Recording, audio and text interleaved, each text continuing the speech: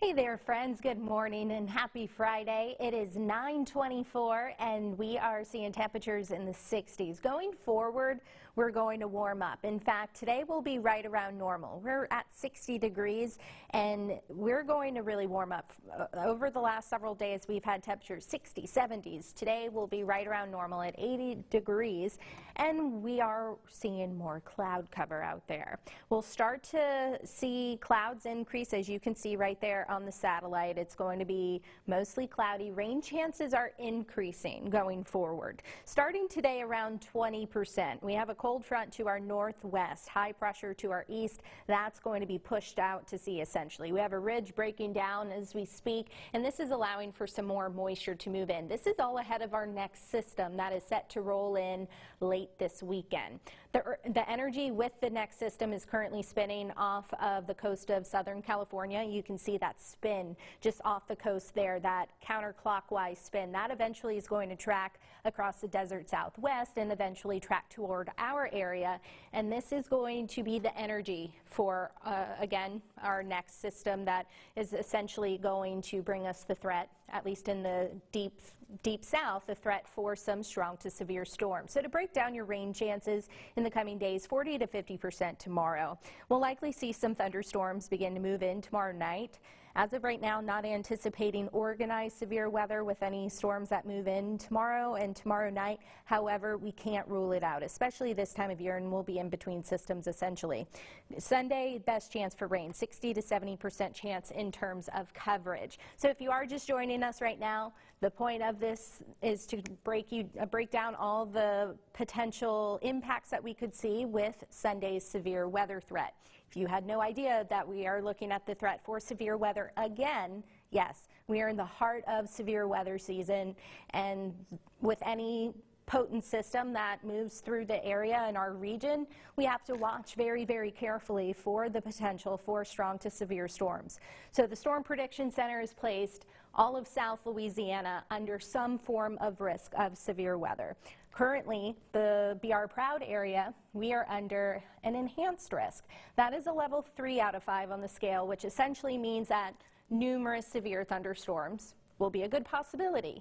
Now, south of the I-10 and 12 corridor, as you can see, there's this yellow color. That is a slight risk, level 2 out of 5 on the scale. I really don't want you to focus on the colors, say, oh, southern Jefferson Parish, you're under a slight risk. Don't pay attention to that.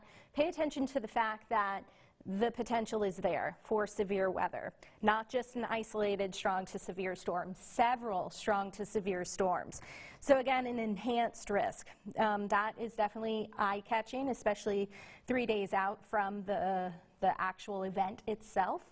And the Storm Prediction Center has already kind of added this hatched area. What this hatched area means, if you ever see this on social media or television, or you hear us talk about this, this means that there's a 10% chance or greater for significant severe weather. That could mean just severe storms, but they are intense, long-lasting, potentially some damaging winds over 70 miles per hour.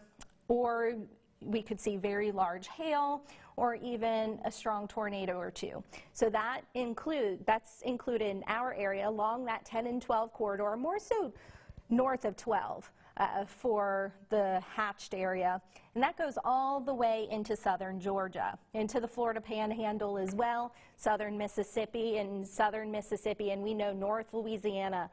All of these areas in the deep south were hit pretty significantly last Sunday. So this, again, a week later, we're seeing another threat for severe weather. And so I don't want you to, I know a lot of people are complacent in the deep south because of severe weather. We have the threats that are there pretty, I would say, frequently during the spring and fall seasons. And I don't want you to let your guard down whatsoever, because again, we are in the heart of severe weather season. All it takes is just one severe thunderstorm to really shake things up for you. So that is why we want you to take every event seriously. We will be here with you along the way, and again, the threat will be there. The ingredients will be there for some thunderstorms, severe thunderstorms to develop.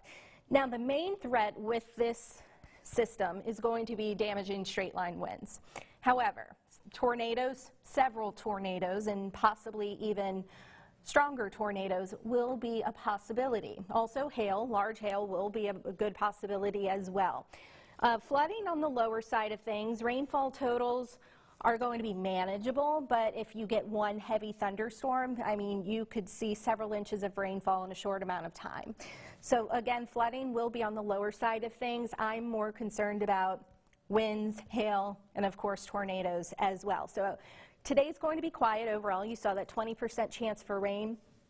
A lot of folks are working from home, and we're under the stay-at-home order, so be sure to brush up on your severe weather safety plan for you, your family, and your pets. That is going to be very important, and I also want you to pay attention to the weather over the next 12 hours, 24 hours, but especially leading up to this event. The entire Storm Tracker team will be here, and we'll break it all down for you and get you ready within any information or new information that we get. Let's run through FUTURECAST. This is our in-house model, the RPM. This hasn't been very consistent because, again, this is several days out.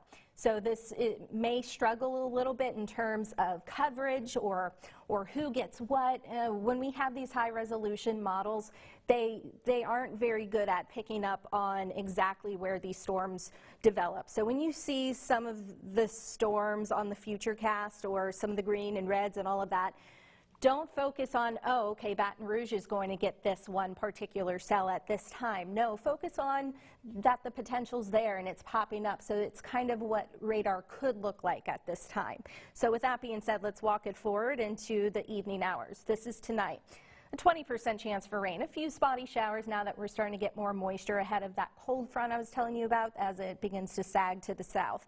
As we head into Saturday morning, again, mostly dry. We'll see a few passing showers tonight and into early Saturday morning, and then most of Saturday will be quiet. We'll see mostly cloudy skies. Temperatures are going to be very mild in the 70s and 80s. It's going to be very humid as well.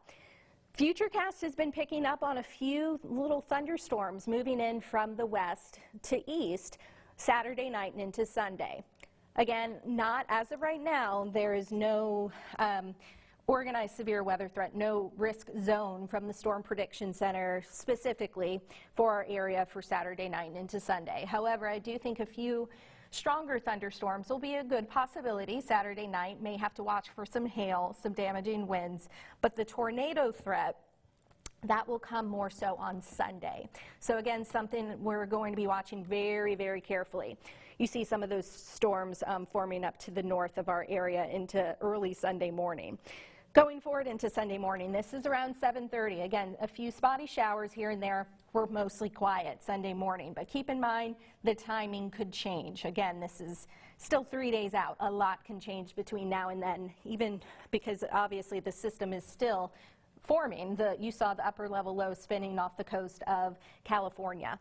As we head into the afternoon hours, we get that daytime heating, instability begins to build, the atmosphere is juicing itself up essentially, and that's when we could easily see some thunderstorms pop up, and they could pop up quickly and definitely produce, again, damaging wind gusts, perhaps some hail, and then tornadoes as well. The environment will be ripe for that. Going forward, this is around 4:30. Again, it's not picking up on much. And notice how you saw a cluster of storms, and then here comes this I would say, a line trying to form. Again, this is 72 hours out, so almost 72 hours out, so the resolution gets a little lower. And then we're clearing out. That's where the cold front would come into play, and I can go back and show you. You see how the evolution of it kind of moves from northwest to southeast? We'll have to watch for that. That may be a squall line or a broken line of thunderstorms that we'd have to watch for damaging winds along with the threat for a few spin-up tornadoes. Out ahead of that, you see some of these clusters. Those would have to be those cells that we watch for supercellular development or storms that could spawn a few tornadoes. But again, a lot can change between now and then, so just a heads up to you guys in the meantime. We're dry, we clear out by Monday. But Sunday, again, is a severe or a weather-aware day, as we could see severe weather. The current timing, again, Sunday afternoon through Sunday night. That could change. It could be Sunday morning, late Sunday morning, but as of right now, the current timing looks to be Sunday afternoon. I would say lunchtime to maybe as you're going to bed. Again, this could change, and as we get closer, we'll be able to narrow that time frame down a little better and be able to fine tune it, and as we get more model data as well. So that's why we're saying take today to review your severe weather plan. Again, just like you review your hurricane preparedness plan. It's always good to be severe weather ready because, as we know, living in the South, severe storms can pop up and develop quickly with little to no warning as well. So you also want to have several ways to receive alerts, whether that is alerts from us saying, hey, heads up, this is a change to the forecast, maybe the timing will change, or the severe weather threat has increased or decreased. So be sure today would be a good idea or a good time to download the free Be Our Proud app if you haven't already. Very easy to download. In fact, if we take me on cam real quick, I can show you how it's super simple. I have it on my phone, and as soon as, say, a severe thunderstorm watch or a tornado watch is issued for our area, you'll get the push alert on your phone. And this is how you can kind of see our weather forecast, our weather discussions, all of that. It's a good tool to have. See, you can download in the Google Play app, the Apple Store. You'll get any news, of course, anything on COVID-19, weather, and your sports, of course. Very important there. A good tool to have. Also, you can always find the radar on beourproud.com. You can track some of these storms yourself. Really, really good tool to have.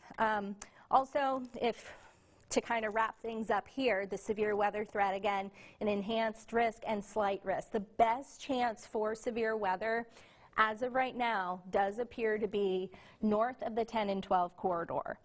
This could change again, and this isn't just a South Louisiana, Southwest Mississippi threat. In fact, it stems all the way from East Texas all the way to South Carolina.